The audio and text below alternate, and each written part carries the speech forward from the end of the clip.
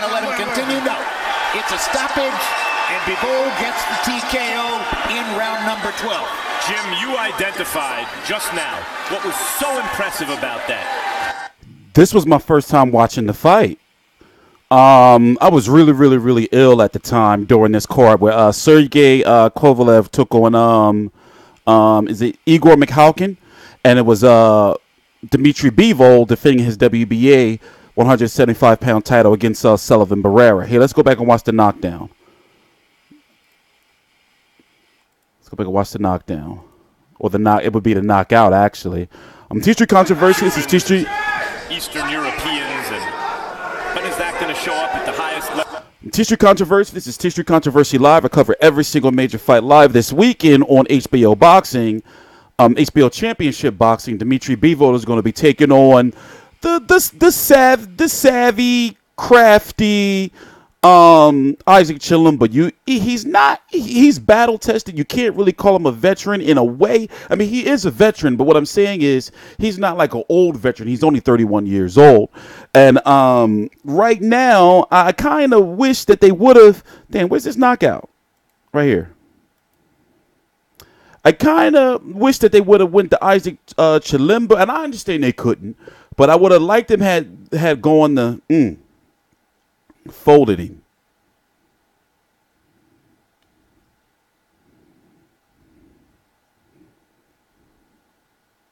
Get up.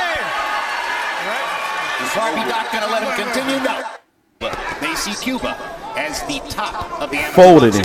It also tells you if you want to see more American champions, we have to get our amateur. Oh, down goes Barrera, and you can see. You can tell a hard shot, like like when somebody goes down and like their legs just give out on him.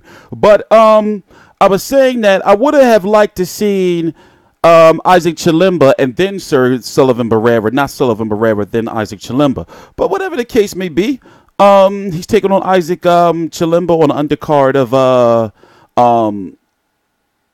damn, I forgot the goddamn fight already, and I covered it this morning. Kovalev versus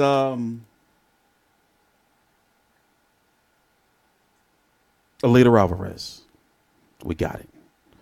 My bad. Long story. I was in a coma earlier this year, so people been pointing out that I've been forgetting like a lot of shit. It's a long, crazy story, but I've been having some memory issues, and it's been really fucking with me. But anyway, moving on. Let's go look at the 175-pound division, because I'm thinking that Dmitry Bivol is going to roll through Isaac Chilemba, and even if he doesn't, I wouldn't be surprised if it goes 12 rounds, and I'm not going to hold it against him if it does go 12 rounds. However, he is the WBA champion, the only WBA champion, surprisingly, at 175 pounds, 13-0 with 11 KOs. Got a pretty solid resume right now with Cedric Agnew, Trent Broadhurst, shout out to him, he be showing love on Instagram, and Sullivan Barrera. But looking at the division, you have to think, okay, right? I seen a video, an interview on Fight Hub with Dmitry Bivol talking about how, even though he would want to fight Kovalev, he's basically talking politics in a humble way, but it's still, he talking politics, talking about like basically, he wants the fight to be real big later on down the line. Now, it seems as though HBO is trying to, build that fight up by having these guys fight on the same cards. And after all, they are under the same team, if I'm correct. I know Vadim does his translating, meaning Bivol, but he's a main events fighter, right? And Kovalev is a main events fighter. So it seems as though they're on a collision course to fight each other. And when you look at the 175-pound division, for example, let me point out something. When you're a world champion, right, you can only fight somebody in the top 15 of your sanctioning body, i.e., an example, these names right here, unless you fight a unification. And right now, it looks like, now we're talking about, no disrespect to Isaac Chilemba, unless he pulls off a massive fight of the year upset, an upset of the year, then I'm expecting for Dmitry Bivol to get the victory. So you would have to ask, what's next, right? Artur Beterbiev is now fighting on that platform, The Zone, with the Perform Group over there with Eddie Hearn on Matchroom USA cards. He comes back October the 6th against this guy, Colin Johnson. And then you have Sergey Kovalev, as I said, he's fighting on the card against Eleider Alvarez. Anthony Yard's going to be in attendance. We don't know what they're going to do with the mandatory for the WBO, but you have Adonis Stevenson, who has to take on Top Rank's Alexander Grovesdick. They have to get a deal done. And then you would think, well, Badou Jack had dropped his belt to not be ordered to fight Dmitry Bivol. So, and also I can't see, Mayweather Promotions, HBO, and Dmitry Bivol's team working together. So I'm going to scratch off Badou Jack. There's the Marcus Brown. If Marcus Brown was going to fight Sergey Kovalev, then he should be kind of licking his chops to fight, a Dmitry Bivol. And then the names are not really there unless HBO, he's back, by the way, Joe Smith Jr., unless HBO can shoehorn him in, and they say, Joe Smith Jr. is back. He had knocked Bernard Hopkins' ass out the ring, and maybe they can build that up. But outside of that, there's really no names there. We don't know what's going on with Jürgen Bremer since his withdrawal injury from the World Boxing Super Series. Jean Pascal, I don't think you should count him. I'd be surprised and shocked if he takes. He shouldn't even be fighting anymore. I'd be surprised and shocked if he takes the fight.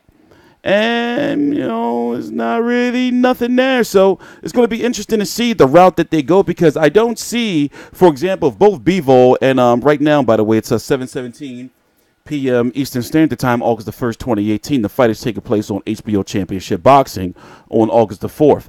So I don't see if both of these guys, if Kovalev was to win against Chilemba, if Kovalev was to win against Alvarez and Bivol against Chilemba, I don't see them fighting in like October or something like, not October, that's too soon, in like November or December. I don't see it. I see it as a mid-20, 20 type, like deal. Could they fight into 2019? Maybe into 2019. But I don't see them fight mid to into 2019, but I don't see them fighting next if they both win. So who are they both going to fight next, And the in the light heavyweight division is kind of deep right now with names that people want to see. It's wide open. Of course, Kovalev right now is number one, just because. But if you look, there's people that argue that say Adonis Stevenson is number one because he still hasn't lost yet since he won his title, and Kovalev, lost a war twice, even though both were controversial, whatever way you see them going. So let's say Adonis Stevenson is number one, but Adonis Stevenson with his political affiliation, and we don't know, right now he's in a situation where he's got to fight this dude Alexander Grovesdick. He's got to fight him. I've seen him fight several times. I'm not, I'm giving him versus Stevenson 50-50.